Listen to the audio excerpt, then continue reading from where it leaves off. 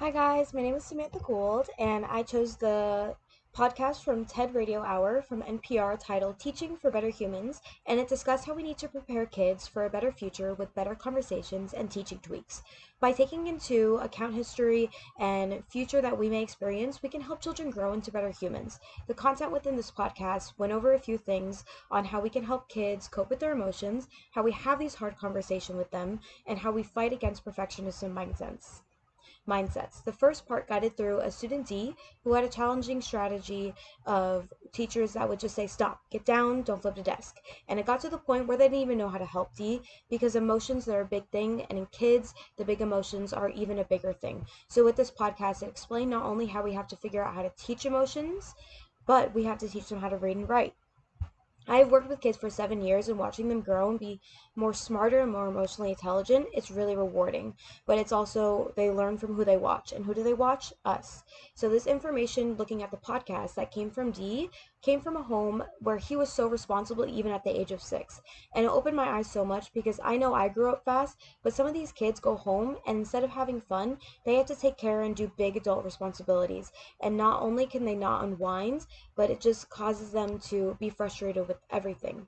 And I think that influences my thinking and perspective on kids because we might see them as crazy and we just want them to calm down, but we have to approach with the podcast. I like how it said, ask what's wrong with you, but ask what happened to you.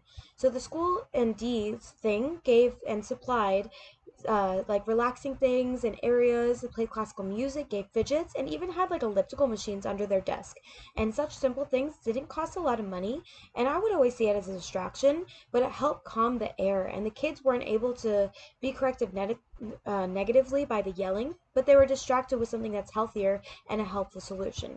Looking at the psychology portion of it is looking at the brain and how different childhood experiences are affected on childhood developing brain, such as an absent parent, chaotic home life, poverty, and illness, all have trauma. And we're looking at trauma. The verbiage that they used in the podcast was how the difficult home experiences created a real barbed wire barriers to learning.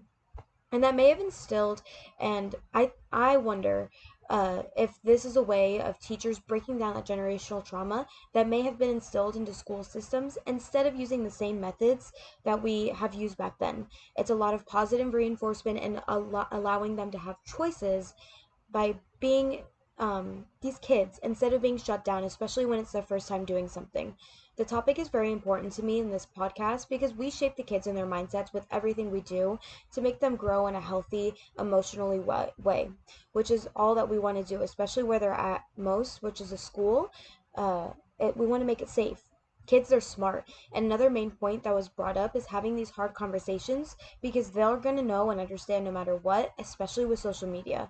So I like how they mentioned the fight or flight response, and you don't want to chastise a student for saying something inappropriate and attacking them, but you want to give them a solution and explain how it's harmful instead of it getting shut down. Because these things, they need to be talked about. These conversations need to be had and not in a joking matter, just such as something as race because they're important. The final thing that I mentioned that had a lot of weight on me is why I also picked this podcast is understanding the pressure on kids when it comes to being perfectionists. So looking at grades and scoring, it makes them define themselves with these numbers. And I've always been hard on myself, and looking at the implications is immense. Social media is a huge thing to pay attention to because it gives people a visual on what their life is supposed to be in like sequential order.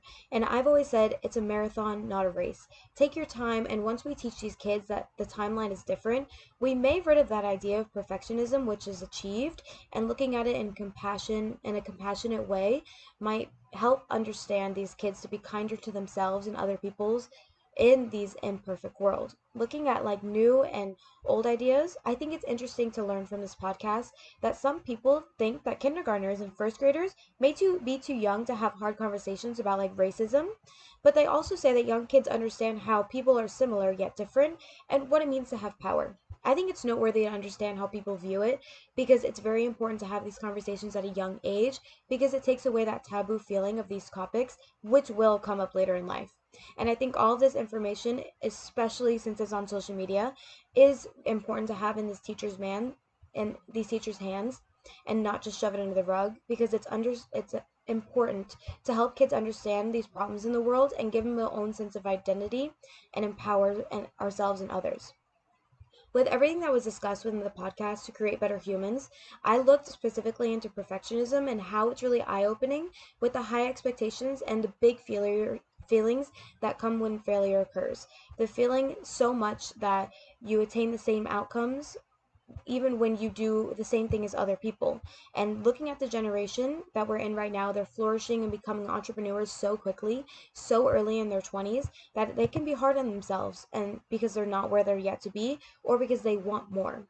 Over the last 25 years, we've seen perfectionism rise at an alarming rate, and suicide has went with that.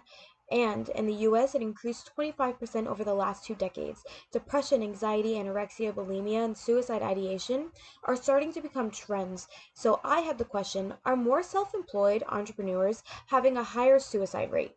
So I found an article in the National Library of Medicine that said persons self-employed compared to standard workers were more likely to have and report suicidal ideation. Amount of self-employed and small business owners were vulnerable to suicide attempts, and I've researched this because of the rise of people around me are suicide and the pressure I know that comes with it. When you do good, you feel like you have to do better. And it's a rise, and a startling amount of 72% of entrepreneurs have reported this, and it's 2 times more likely for them to have suicidal thoughts. And I got that from entrepreneurs.com, which is the last year mentions a topic that I think needs to be talked about.